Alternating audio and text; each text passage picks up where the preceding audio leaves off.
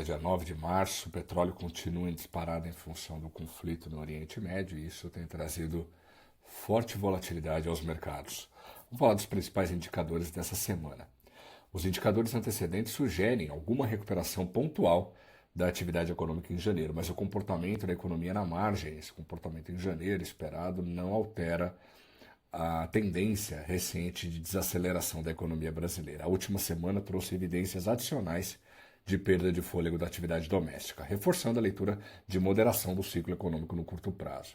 O PIB do quarto trimestre cresceu apenas 0,1% na comparação com o trimestre imediatamente anterior, resultado ligeiramente abaixo da nossa projeção, que era de 0,2%.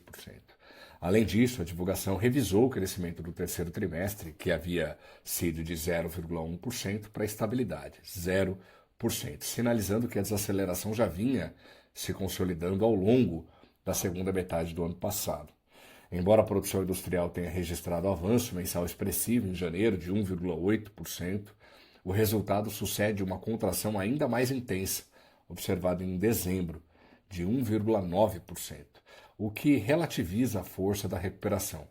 Assim, mesmo que as primeiras leituras de 2026 indiquem crescimento moderado no setor de serviços e no volume de vendas do comércio varejista, esses movimentos tendem a refletir apenas ajustes de curto prazo, sem alterar o quadro mais amplo de arrefecimento gradual da atividade econômica doméstica. Apesar da surpresa inflacionária observada no IPCA 15 de fevereiro, o cenário prospectivo ainda aponta para uma desaceleração da inflação no país, que deve registrar o menor ritmo desde abril de 2024. As nossas estimativas indicam variação próxima de 0,7% no IPCA cheio do mês passado, movimento que tende a reduzir a inflação acumulada em 12 meses dos atuais 4,44% para 3,8%. Ainda que o balanço de riscos tenha se deteriorado nos últimos dias em função dos lamentáveis acontecimentos no Oriente Médio, as leituras mais recentes dos índices de preço ao produtor continuam sinalizando continuidade do processo de desinflação ao longo dos próximos meses. Esse comportamento sugere que a dinâmica inflacionária doméstica segue relativamente benigna no curto prazo. Por outro lado, a manutenção dos preços do barril do petróleo acima de $90, agora acima de $100, na verdade, tende a elevar a pressão sobre os preços domésticos de combustíveis.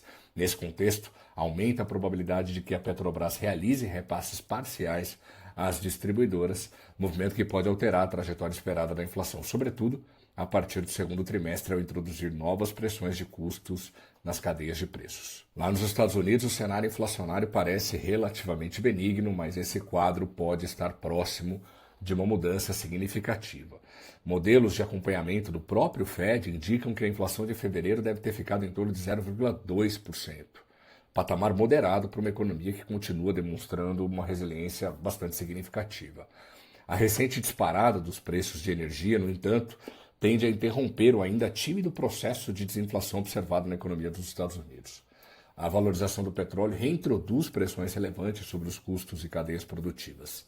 Além disso, o comprometimento da infraestrutura de refino na Eurásia aumenta o risco de que esse choque energético se torne mais persistente.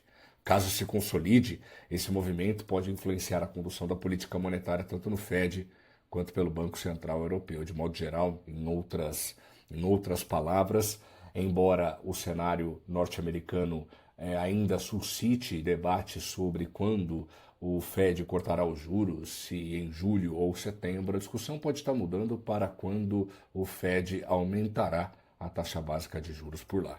A revisão da meta de crescimento para o menor patamar desde a década de 90 reforça a percepção de que a economia chinesa deve continuar convivendo com a inflação para padrões muito baixos, né, para a própria economia asiática. O objetivo mais modesto de expansão reflete a perda gradual de dinamismo da atividade econômica do país.